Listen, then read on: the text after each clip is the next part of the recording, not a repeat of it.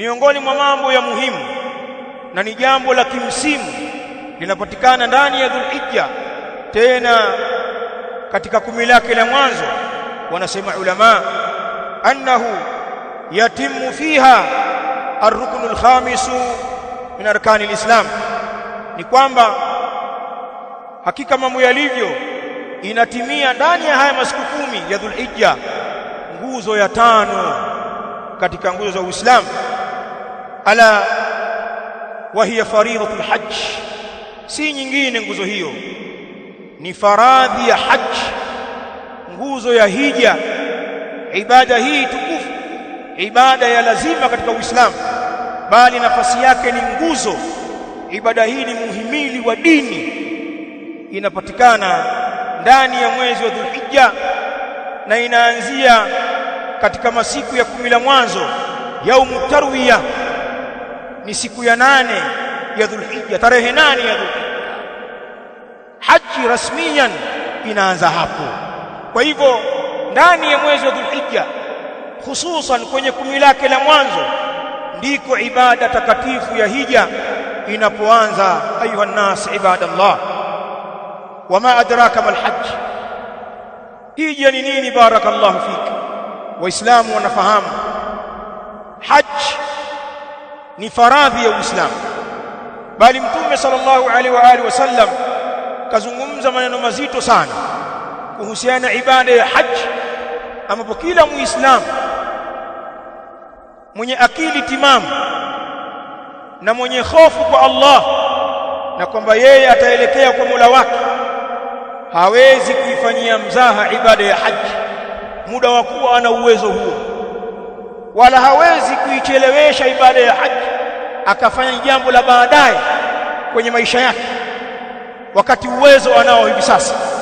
Akiyatazama maneno mazito ya Mtume sallallahu alaihi wa alihi wasallam, Mtume anasema kama inda al-Bukhari, hadithi ya Abi Huraira radhiyallahu ta'ala anhu, man hajja falam yarfuth walam yafsuq raja'a min dhunubihi kayawmi waladathu ummuhu.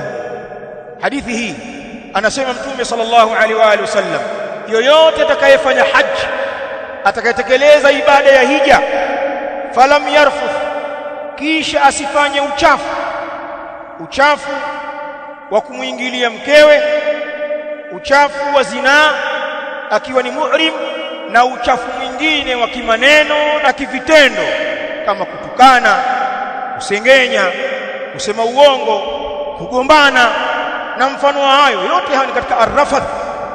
Atakayefanya hija kisha asifanye uchafu wowote huko kwenye hija, wala yafsuq, na wala asifanye ufasiki, asivuke mipaka ya Allah, raja'a min dhunubihi, atarejea huyu kutokea katika madhambi yake kayaumi waladatuhu ummuhu, kama ile siku ambayo amemzaa yeye mama yake.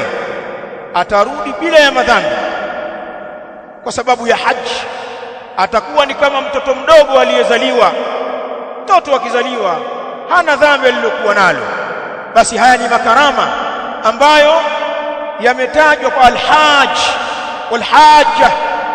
Mtu mwanamume aliyehiji na mwanamke aliyehiji anarejea kwenye mji wake akiwa ni msafi kutokana na dhunubi.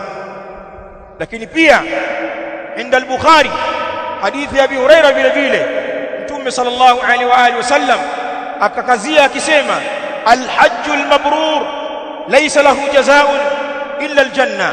Hajj, hija iliyotakasika na madhambi na uharibifu wa kukiuka sheria, alhajjul mabrur, hija iliyotakasika, laysa lahu jazaa'un, haina hija hiyo malipo yoyote, illa aljanna, isipokuwa ni janna. Yani mtu anayefanya haji akawa makini kwenye hija yake, akafuata sunna na muongozo wa Allah kwenye ibada ya haji, hana malipo mengine mtu huyu